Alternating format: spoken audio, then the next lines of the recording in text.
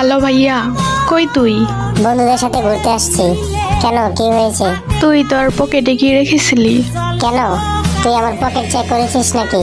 আরে শোন তো, কি বল। আমি তোর ঘর গোছানোর সময় তোর পকেটে ধরিনার পাতা পেয়েছি। কেমন না লাগে? রাগ দেখাস কেন? আরে এগুলো তারপর রান্না করার সময় ধনিয়ার পাতাগুলো তরকারিতে দিচ্ছি। এখন আব্বু আম্মু খেয়ে কি সব আবোল তাবোল বলতেছে। কি বলতেছে? বাবা বলতেছে আমি আকাশে উঠতেছি, মা বলতেছে আমি চাঁদের দেশে যাচ্ছি। আর কি কি বলে?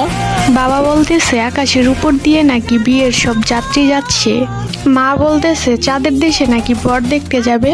আর কিছু বলে নাই? বলতেছে তো অনেক কিছু। আচ্ছা, বাসায় কি তেঁতুল বা লেবু আছে? ফ্রিজে লেবু আছে। কেন, লেবু দিয়ে কি হবো? তুই দুইজনকে লেবু খাওয়া। কিন্তু কেন? বেশি কথা বলিস না, যা বলতেছি তাই কর। আমি বাসায় আসতেছি। আচ্ছা ঠিক আছে, তাড়াতাড়ি আয়। আসতেছি। ওই ভাইয়া, তাড়াতাড়ি বাড়িতে আয়, আমারও জানি কেমন কেমন লাগে এখন।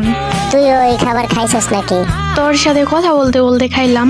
কাম সারছে রে। আচ্ছা তুই লেবু খা, আমি আসতেছি।